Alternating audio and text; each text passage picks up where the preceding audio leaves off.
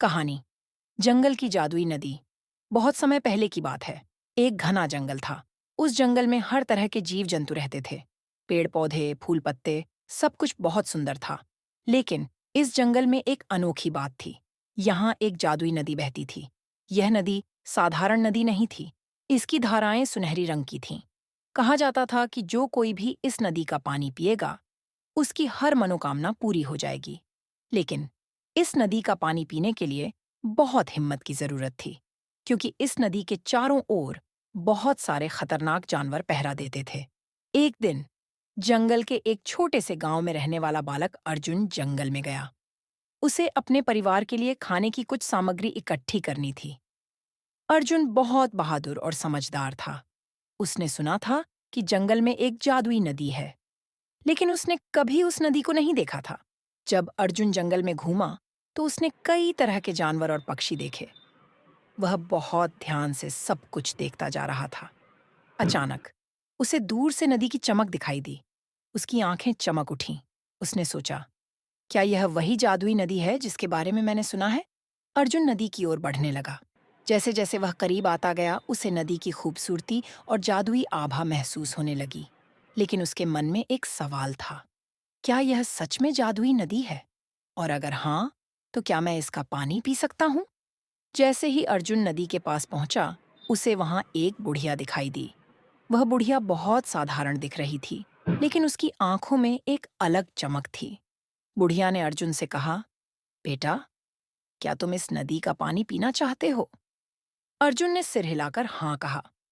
बुढ़िया ने मुस्कुराते हुए कहा, ये पानी सचमुच जादुई है, लेकिन इसे पीने से पहले तुम्हें एक परीक्षा से गुजरना होगा। अर्जुन ने बुढ़िया से पूछा, कैसी परीक्षा? बुढ़िया ने कहा, तुम्हें अपने दिल की सच्चाई और साहस दिखाना होगा। नदी तुम्हारी सच्चाई को जानती है। अगर तुम सच्चे हो, तो यह पानी तुम्हारी हर मनोकामना पूरी करेगा। लेकिन अगर तुम झूठे हो, तो तुम्हें इसका खामियाजा भुगतना पड़ेगा। अर्जुन ने थोड़ा सोचा और फिर दृढ़ संकल्प के साथ कहा, मैं तैयार हूं। बुढ़िया ने मुस्कुराते हुए उसे नदी के पास जाने दिया। अर्जुन ने नदी की ओर देखा और अपने दिल में एक प्रार्थना की, हे नदी, अगर आप सच में जादुई हैं, तो मेरी एक ही मनोकामना है, मेरे गांव के लोग हमेशा सुखी और खुश रहें। उसने नदी का पानी अपने हाथों में लिया और पी लिया। कुछ ही पलों में अर्जुन के चारों ओर का वातावरण बदलने लगा। उसे ऐसा लगा मानो वह किसी दूसरे संसार में चला गया हो। उसने अपने चारों ओर हरियाली देखी। सुंदर फूल खिले हुए थे, पक्षी मधुर गीत गा रहे थे और हवा में एक अजीब सी मिठास थी। अर्जुन ने अपने आप को बहुत खुश महसूस किया। लेकिन तभी उसे एक अजीब सी आवाज सुनाई दी। वह मुड़ा और देखा कि बुढ़िया वहां खड़ी है। लेकिन अब वह बुढ़िया नहीं रही थी। वह एक सुंदर देवी में बदल चुकी थी।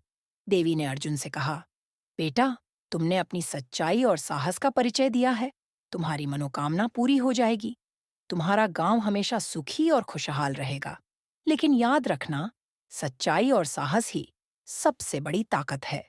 अर्जुन ने देवी के चरणों में सिर झुकाया और धन्यवाद दिया। जब वह वापस मुड़ा, तो वह खुद को फिर से जंगल में पाया। लेकिन इस बार उसके दिल में संतोष और खुशी थी।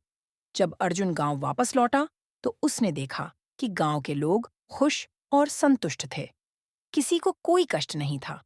वह समझ गया कि उसकी मनोकामना पूरी हो चुकी है। उस दिन से अर्जुन ने हमेशा सच्चाई और साहस को अपने जीवन का मंत्र बना लिया और उसने अपने गांव के लोगों को भी यही सिखाया। वह जादुई नदी की कहानी गांव में हर किसी को सुनाता, ताकि वे भी यह समझ सकें कि जीवन में सच्चाई और साहस कितना महत्वपूर्ण है। समाप्त।